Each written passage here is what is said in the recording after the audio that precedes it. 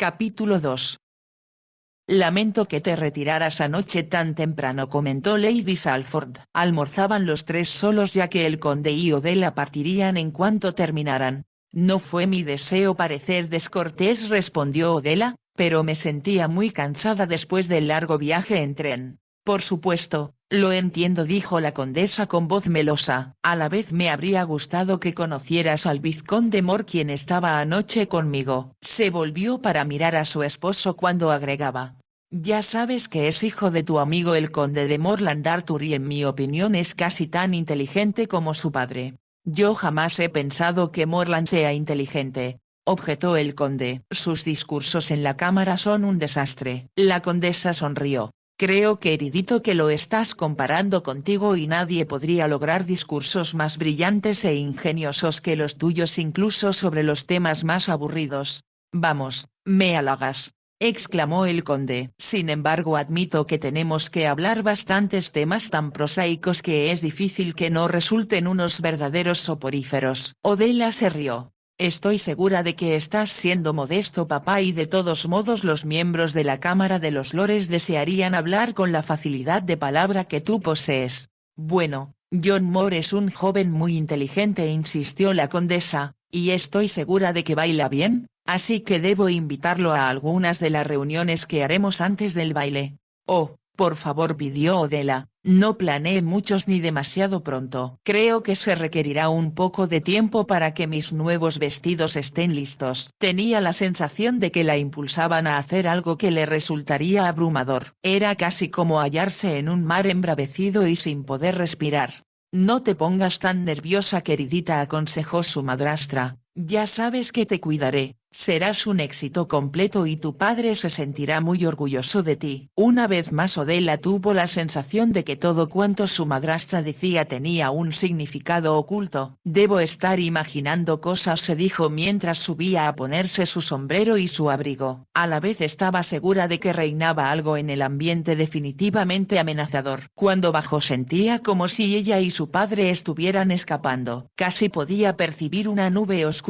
cernirse sobre ellos. Me comporto como una tonta, se riñó a sí misma. Mas en cuanto su padre se sentó a su lado en el carruaje, deslizó su mano en la de él. Esto es como en los viejos tiempos, papá, aunque me hubiera gustado que nuestro paseo fuera en el bosque y en un carruaje abierto. Eso haremos, le prometió el conde. Pero esta época del año es muy complicada para mí, ya que su majestad está más exigente de lo habitual y hay un gran número de importantes reformas que la Cámara de los Comunes está presentando a la de los Lores. Comprendo, dijo Odela, y también que esta tarde te has escapado de eso, así que vamos a disfrutarlo. Apretó sus dedos en los de él al añadir: háblame de Dragonfly. ¿Lo has montado durante mi ausencia? ¿Salta tan bien como lo hacía? Su padre respondió a todas sus preguntas. Era un jinete excepcional y todos los caballos de su cuadra eran de raza pura. Cuando llegaron con los abogados, Odela estaba más decidida que nunca a que cabalgaría con su padre antes del desayuno. Después de eso él empezaba a trabajar. Los abogados los recibieron con muchas reverencias y zalamerías. Los condujeron a la oficina del socio principal. Odela no pudo evitar pensar que éste se mostraba más obsequioso con ella que con su padre. Se preguntó si sería porque ahora era tan rica. Este es el tipo de pensamientos que debo rechazar, se dijo con severidad. Una hora y media después comprendió que no se había equivocado. De regreso a casa a Odela le resultaba difícil saber qué decir. Nunca imaginó ni en sus más descabellados sueños poseer tanto dinero, y con la opción latente de que aumentara mucho más. El señor Hallett, socio principal de la firma de abogados, le había explicado con sencillez el asunto de las acciones. Cuando su padrino norteamericano las obsequiara a su abuela casi carecían de valor. La firma en la cual estaba invertido el dinero buscaba petróleo y el proceso era muy costoso. Durante más de un año no habían encontrado nada.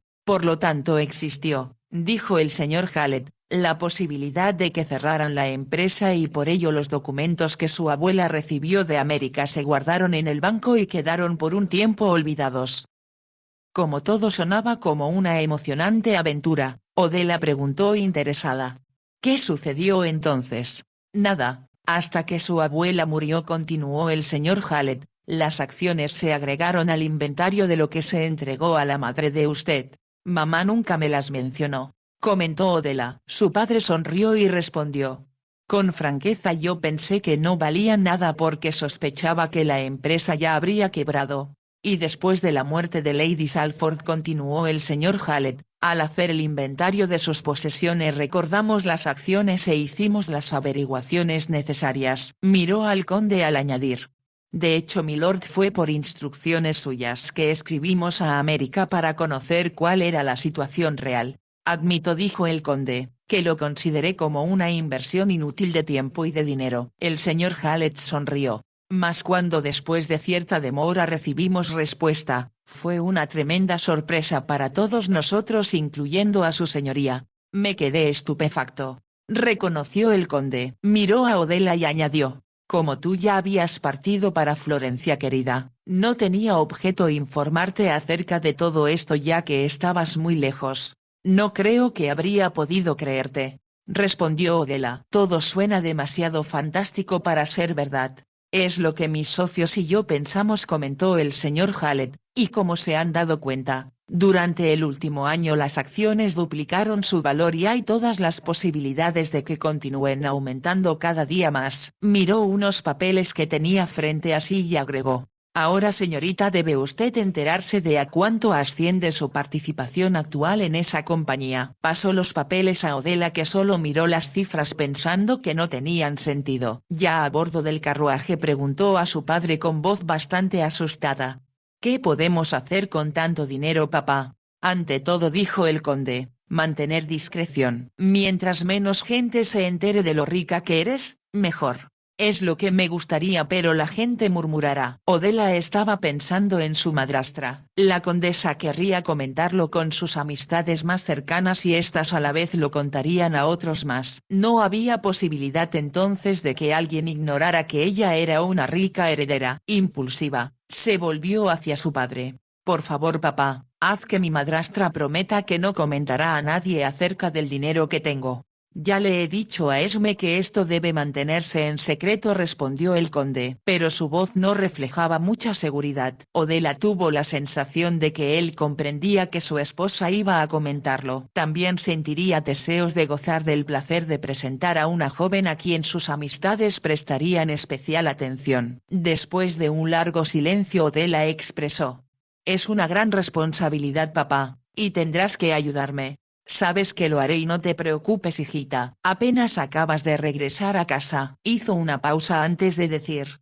Cuando pasen unos días hablaremos de invertirlo en algunas obras que habrían complacido a tu madre. Si puedo hacerlo, entonces no me sentiré tan atemorizada, comentó Odela. Eres una criatura muy sensible, cariño, dijo el conde con tono aprobatorio. Se acercaban a la plaza Grosvenor y él miró su reloj.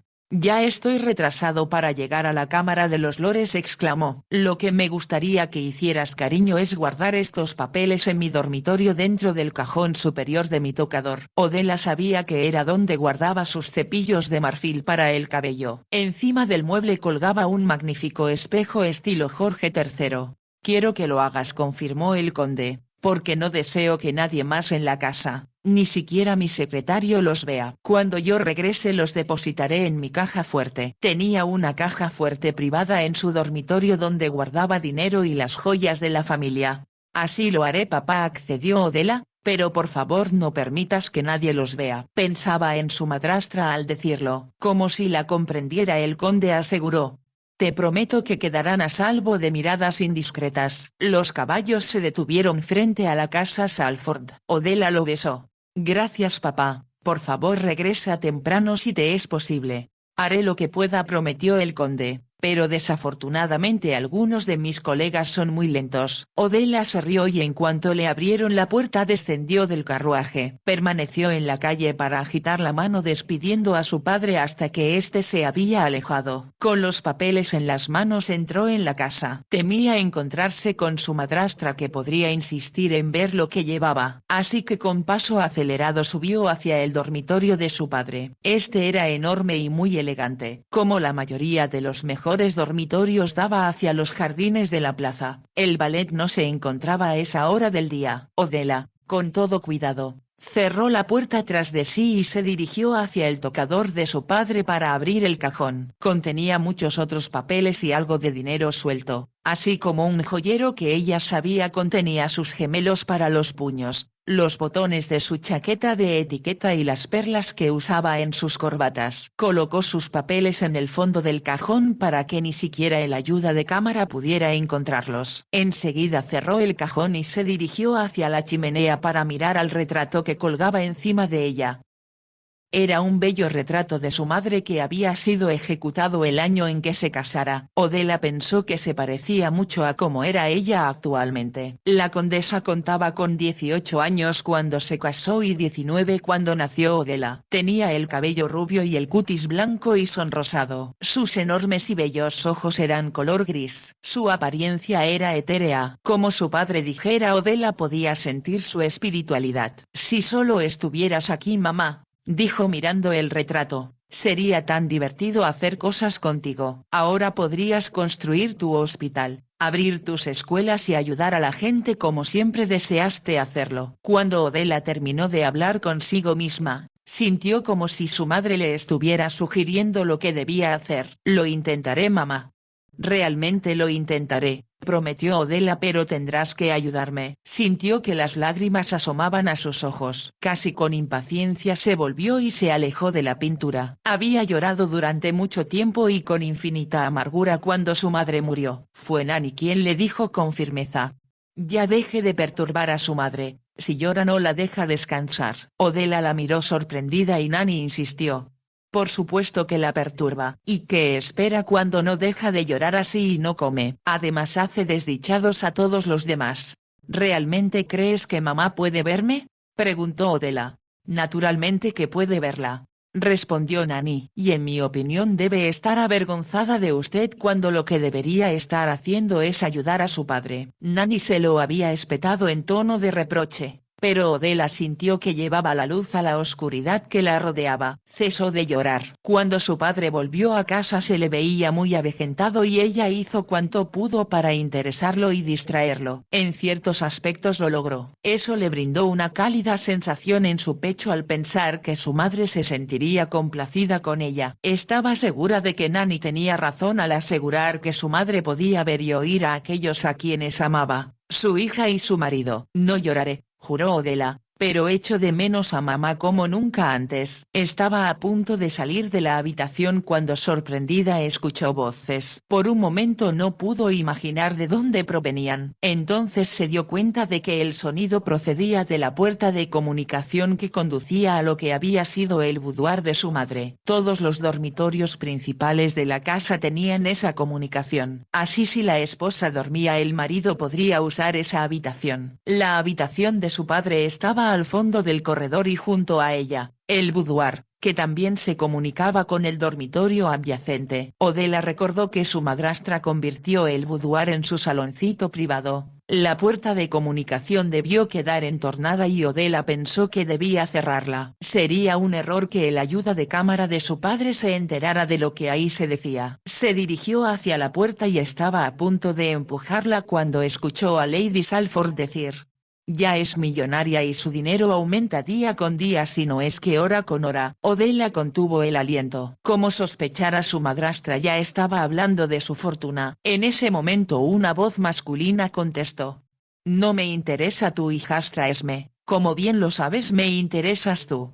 Eres una dulzura, respondió la condesa, y por supuesto es lo que deseo escuchar de ti. A la vez Johnny, mi amor, debes darte cuenta de que es una oportunidad que no debes perder. Odela quedó inmóvil, como hechizada. Comprendió con quién hablaba su madrastra. Era el vizconde Mor de quien hablara durante el almuerzo. ¿Por qué, por qué no te conocí antes que te casaras con Salford?, exclamó el vizconde. Estabas en la India comportándote como un valiente soldado, respondió la condesa, y antes de eso estaba yo casada con Herbert. Duraste un año de viuda, gimió el vizconde, antes que el destino nos reuniera. El destino es a veces muy cruel, exclamó la condesa con voz que parecía cortada por un sollozo contenido. A la vez sabes bien que no podías entonces, ni ahora, sostener una esposa. Las cosas serán diferentes cuando mi padre muera, comentó el vizconde.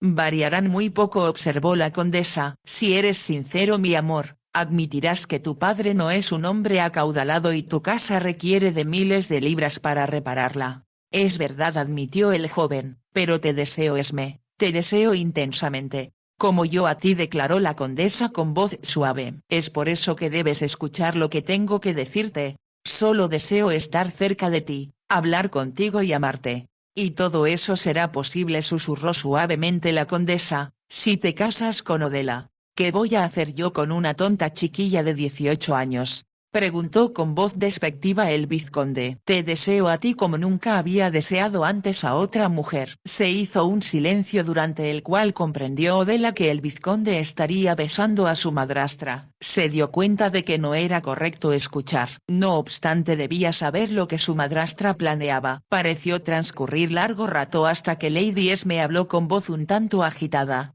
Oh, mi amor, sabes que te adoro. Sin embargo, tenemos que ser prácticos y también muy cuidadosos. Lo sé, contestó el vizconde, pero lo único que deseo es escapar contigo a alguna isla desierta donde podamos estar a solas y no tener ni miradas ni oídos indiscretos que nos descubran. Sería maravilloso, absolutamente maravilloso estar en cualquier parte contigo, aseguró la condesa casi en un susurro. Enseguida, con diferente tono de voz, agregó. Y podremos estar juntos si haces lo que yo te digo. ¿Te refieres a que me case con tu hijastra? Por supuesto, porque eso nos abrirá el camino para estar juntos sin que nadie pueda sospechar nada. El vizconde no habló y la dama prosiguió diciendo. Johnny, amor mío, tendrás dinero a manos llenas. Lo primero que haremos será comprar una casa en Londres lo más cercana posible a esta. Odela querrá estar cerca de su padre y tú y yo podremos vernos el mayor tiempo posible. ¿Con tu marido y mi esposa estorbándonos? Preguntó el vizconde. Si somos inteligentes no tendrán la menor sospecha de que nos amamos. Además, hasta que entres en posesión de tu casa ancestral convenceré a Arthur para que ustedes habiten en la casa de las viudas. Lanzó una risilla antes de continuar. Odela prefiere el campo y se sentirá muy feliz de pasar ahí el tiempo. Entonces con su dinero comprarás cualquier cosa que desees. La condesa levantó un poco más la voz al agregar. Piensa en ello, Johnny. Un yate en el que podremos viajar a lugares lejanos. Caballos de carreras con los que podrás participar en las más importantes. Hizo una pausa y añadió como comentario adicional. Arthur detesta las carreras de caballos y tampoco creo que a Odela le agraden. El vizconde permanecía en silencio y Lady Esme insistió. Oh, Johnny, piensa en las posibilidades. Cómo disfrutaré ayudándote a realizar todo lo que siempre anhelaste y que nunca pudiste lograr por falta de dinero. Al fin el vizconde recobró la voz. Cuando hablas parece muy fácil, Esme, mas sabes tanto como yo que las mujeres son celosas y Odela puede oponerse a que yo esté constantemente en compañía de su madrastra, especialmente si es tan bella como tú. Eres un ángel por decir que soy bella, dijo la condesa en tono meloso, pero Odela es muy joven y como adora a su padre deseará estar el mayor tiempo con él. Le sonrió antes de continuar. Una mujer de más edad no se aferraría tanto a su padre. También olvidas algo. ¿Qué? Preguntó el vizconde. Deseas tener un heredero y nada ata a una mujer más a su casa que los niños. Eres muy convincente, me comentó con lentitud el vizconde. A la vez, si tengo un heredero, que por supuesto tendrá que ser algún día, me gustaría que fuera un hijo tuyo y mío. Después de una marcada pausa la condesa opinó. Por supuesto, si eso fuera posible, sería algo maravilloso. Pero como te he estado explicando, Johnny, mi amor, tenemos que sacar el mayor partido a lo que tenemos y si somos lo bastante valientes lo lograremos. No se trata de ser valiente, aseguró con voz pesarosa el vizconde, sino de tener que soportar a otra mujer en mis brazos en lugar de a ti. ¿Sabes cuánto te adoro? Tanto como yo, mi apuesto y maravilloso amante, exclamó Esme. Es por eso que no puedo perderte. Jamás me perderás, declaró el vizconde. Preferiría irme al propio infierno antes que dejarte. La besó de nuevo, como si despertara de un sueño. Odela se dirigió hacia la puerta que conducía al pasillo. Al llegar a ella volvió la vista hacia el retrato de su madre con una mirada llena de dolor. Después abrió la puerta con suavidad y salió del dormitorio de su padre. Corrió hacia el suyo. Lo encontró vacío y echó llave a la puerta. Se arrojó sobre la cama. No lloraba, solo reflexionaba en lo que había escuchado. Ahora comprendía por qué, desde que regresara, presentía que algún mal la amenazaba. Era como si los pensamientos y planes de su madrastra se los hubiera transmitido a ella. Debía encontrar la manera de escapar. En lugar de sentirse histérica o con deseos de llorar, de pronto se sintió tranquila y alerta. Era como si se esforzara por aprender un tema difícil, o tratara de encontrar la solución de un problema matemático. Por algo sentía que debía estar agradecida al destino. Sabía dónde estaban sus enemigos. No me tomarán por sorpresa, se dijo. Era casi como si estuviera leyendo un libro y la trama se desarrollara ante sus ojos. Podía anticipar con exactitud lo que haría su madrastra para asegurarse de que ella se casara con el vizconde. Para empezar, el padre de él era amigo del suyo. En segundo lugar, si había sido militar, su padre no podía calificarlo de vago. Tampoco podría decir que se dedicaba al juego en los clubes. Suponía que debía tener más edad que la mayoría de los jóvenes que ella conocería en los bailes. Su madrastra tenía 29 años y el vizconde, sin duda, sería mayor que ella o de la misma edad. Papá se sentirá convencido de que tiene la edad adecuada para manejar el dinero con sensatez, pensó Odela. También para protegerme y cuidar de mí. El horror de estar casada con un hombre que amaba a otra mujer,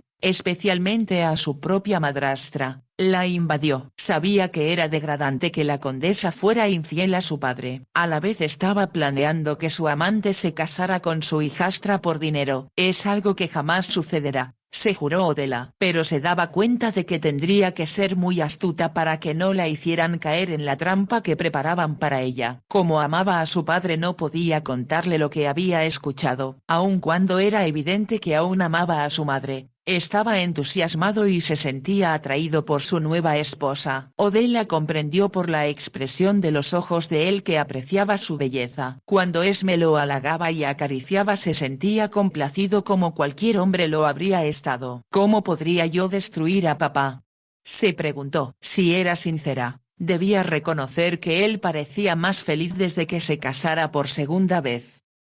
Se había sentido solo y triste después de la muerte de su madre. Esme era muy lista al hacerlo sentir importante para ella. Por supuesto, se dijo Odela, podría yo asegurar que me desagrada mucho el vizconde y que bajo ninguna circunstancia soportaría ser su esposa. Mas desafortunadamente no tenía solo que enfrentarse a su padre. Este no la obligaría a un matrimonio que ella no deseara. Pero ya se había dado cuenta de la forma sutil en que su madrastra lo manipulaba. De alguna manera Esme lo convencería de que el vizconde no era un cazafortunas. De forma persuasiva iba a decir que el amor llegaría después del matrimonio. Odela pensó en otra cosa más. Si su madrastra lograba casarla cuanto antes con el vizconde, no habría otros hombres entre los que ella pudiera elegir marido. Ella se asegurará de ello, pensó Odela, contando a sus amistades que el vizconde y yo estamos enamorados. Pronto todos los otros posibles candidatos a quienes yo conociera en los bailes se enterarían de que estoy ya comprometida en secreto. Podía verlo todo deslizarse en su mente como si fuera una obra de teatro que se presentara ante sus ojos. ¿Qué puedo hacer? Oh Dios mío. ¿Qué puedo hacer?, preguntó en voz alta. Su voz denotaba su desesperación y comprendió que debía actuar con rapidez. Miró la miniatura de su madre y la tomó en sus manos. Ayúdame, mamá, imploró, ayúdame o estaré perdida. Pensó al emitir su ruego que su madrastra era como una bruja malvada que la arrastraba, la obligaba a una boda que convertiría su vida en una continua desdicha. Es tu dinero, mamá, continuó hablando a la miniatura, y por lo tanto tú debes hacer que se desvanezca o debo hacerlo yo. Comprendió entonces que esa era la solución. Debía desvanecerse, al menos por el momento. Debía escapar de la trampa que se le tendía y si no se apresuraba sería ya demasiado tarde. Se dirigió a la ventana con la miniatura en las manos. El sol empezaba a ocultarse pero sus destellos todavía brillaban sobre el jardín del centro de la plaza. Me iré al campo, se dijo Odela, al menos ahí podré pensar. Pensó en Dragonfly. Si pudiera cabalgar sobre él a campo traviesa, y así pensar libremente, podría encontrar una solución. Es como saltar una alta valla, se dijo. Si podemos hacerlo juntos encontraré la forma de escapar al otro lado. Suspiró. Si solo hubiera alguien con quien pudiera hablar, alguien que comprendiera mi angustia y mi temor. Fue entonces cuando, como si fuera un mensaje enviado por su madre, recordó a Nani. Ella sabría comprenderla. Nani, con la sabiduría que dan los años, podría inclusive tener la respuesta. Acudiré a Nani, decidió. Ya no se sintió tan amedrentada como antes. De nuevo podía pensar con claridad. Descorrió el cerrojo de la puerta y llamó a una doncella. Toda la servidumbre le era desconocida y no le prestaba especial atención. Después de cierta demora se abrió la puerta y entró una mujer de edad que la miró con frialdad. ¿Llamó usted milady? Si Jones deseaba preguntarle si queda en la casa alguien de la servidumbre que estaba antes que yo partiera al extranjero. No lo creo milady, empezó a decir la doncella. Entonces se detuvo.